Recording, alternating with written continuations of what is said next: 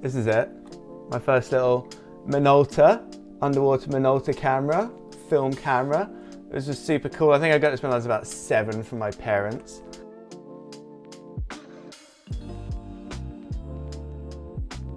I remember that my parents used to give me this camera and then that was it. I was kind of like, the film kind of goes in there.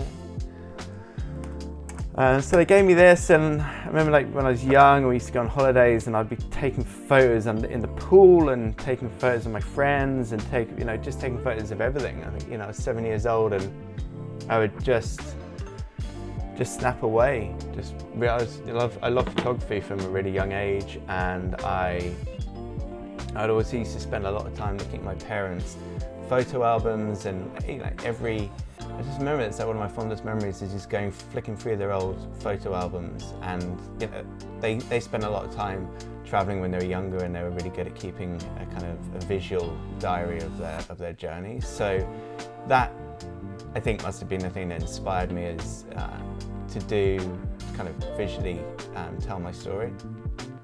It's a really beautiful thing looking at photo albums. It's a thing that we've lost at the moment as well. We can look back at our kind of like Instagram histories, or we can look at most of, I've got 10 years of images that are stuck in hard drives now, because it was that kind of in between print and digital and not knowing what to do with digital files. They're all sitting in there somewhere. Whereas now we do have a visual journey with social media, and it's quite nice to flick back and you can look at Facebook 9 years ago and you can see and you can be inspired again. And it's the same thing as looking at photo albums. Every now and again you see something pop up on Facebook or Instagram. It's like, what happened a year ago? What happened 5 years ago? What happened almost like 10 years ago now? And it's nice. You get inspired by looking at that image. At school, when I was at school, there was no photography lessons. There was an art class I got thrown out of. I never really got on at school. It didn't really work out for me. It was really hard. I found it hard to be understood at school. And yeah, I was always trying to get something across, but I was never really heard. So I think using my photography was a way to express how I felt and express how I saw the world. But we were definitely never taught anything at school. It was something that I picked up and learned in my own time. And I read a lot of magazines when I left school a few years later, in my late teens and early 20s. I'd read a lot of magazines to learn and be inspired. The same way that you'd look on YouTube now or look in Google. But I think following on from school and the not being understood, which I had a lot of insecurities as a kid, because I didn't do very well at school. I left school with no GCSEs. Actually, I left school when I was 15. I was just almost turning 16 and went straight into the building business because I left school with no GCSEs at all. So with leaving in that position, you feel like you're not really good for anything. How can you be good at 12 different subjects? That's what GCSEs are. So you've got to be good at 12 different subjects, and if you're not good at most of them, you're only really good at a couple of subjects later on in life. I think I was even told I was going to be a dustman man once by my teacher. I got thrown out of a few classes in school because I couldn't concentrate, and my attention, the way they were teaching or just the subjects I just couldn't understand them. And I think that definitely carried on into my 20s in terms of not a lot of confidence in my abilities, even though I knew I had a certain confidence, but it wasn't necessarily in my work.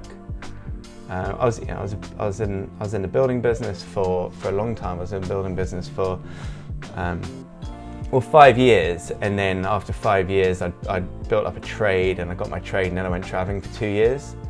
And I think that traveling is where I really changed my perspective on life, and it really kind of opened my eyes up to everything that was out there. As soon as we arrived first in Bali with a good friend of mine, Seb, who's unfortunately not here anymore. But I remember the first time we arrived there, and there were all these smells and senses that we'd never felt before, and we just met these amazing people, and every day we'd see these incredible cultures, and just everything's really kind of like opened, and you learn that you can meet anyone and you can hear anybody's story, and you get these really amazing stories from people, really different stories from the travellers that were there and the surfers or the locals, and chatting with the locals. It's what really kind of started fueling my love for photography. Going back to after we left Indonesia and we went down to Australia, and I was there for about 10 months, and I started working alongside this photographer called Leith Holtzman, and he really kind of introduced me to the photography world. But I remember going to the X Games in 2000, and I was photographing down there, but I still had no idea how to use my work, how to sell my photos, or how to get into the industry, or how to approach magazines properly. I'd send pictures to magazines, but it wasn't necessarily the right approach to take to get to the magazines. And I'd be calling up photography. I'd call up photographers and try and get work, but it was always hard being in Australia trying to do it as a British photographer. Or especially if a British photographer had no idea what he was doing. I had like zero idea. I just knew that I liked taking photos, and I'd be developing the film. I'd be looking at the film and then just getting really excited about the pictures. And I was out there for around 2 years traveling and being a bit of a surf bum. And when I came back to Jersey, I went straight back into my old business, even though I had this pool of amazing imagery, and I had these amazing shots from all around the world with some of the best surfers and these beautiful portraits, and I still had no real understanding of what to do with those images. So I came back, I went back into my old job. That didn't last for long, it only lasted a day, and I couldn't handle my old boss, so I set up my own company, which actually carried on for about 8 years. And so I had 8 guys working for me, and it was really successful, but I was never happy in the business. I was just doing it, but I had no purpose on why I was doing it. I don't know, I think I wanted to build it into this big building company and build houses, but at no point did I ever wake up in the morning excited to go to work. I still wasn't feeling it. You know, I was making money, but is that the reason does that make you happy every time you wake up? I don't necessarily think it does. I think if you want to wake up every morning and be happy, you need to wake up and be passionate about what you're doing.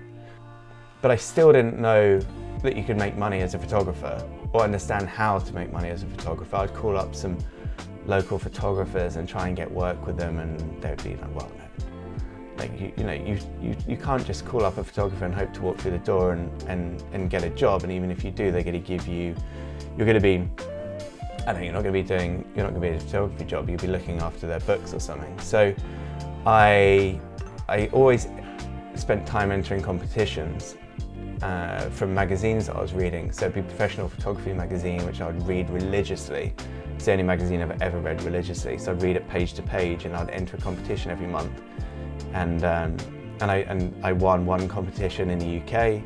It was kind of a global magazine, but it was made in the UK. It's published in the UK. And I won one competition, and I won another competition, and that gave me the confidence to the point of, okay, I can do something with this. So I'm going to start trying to, I don't know if I was taking more pictures or if I just had a bit more confidence. So I was trying to get in front of more people, or trying to get my work seen a little bit more. It was when I went back to Bali one time that I remember we stayed at this hotel, and I took a few pictures at the hotel, and then I was just sitting there editing one night. This is when digital was fully going, and had my first 5D, and I was doing some editing, and the owner was just standing behind me, and he saw these images and he loved them, and he was like, wow man, I love your work, I really want to keep you, I'd love you to stay here and get some more pictures, and you can just have free accommodation and free food. And like I was like, I never even thought this was a thing. This is like back in 2006, I think. And so we stayed on, did some work with him, shot his new villa, did some fashion shoots, and did all this there. I thought, this is great. Just had a few free nights accommodation and gave him all this work, and then left, and then came back to Jersey. Even then I went straight back into my old job. I still didn't fully understand or fully comprehend like how you can make a living out of this. But it did give me the drive then. So for the next 2 years, I was sitting in my little room in the house I was in at the time. I was actually alongside my another good friend of mine who runs a commercial design studio in Jersey at the observatory. Ben, who runs the observatory.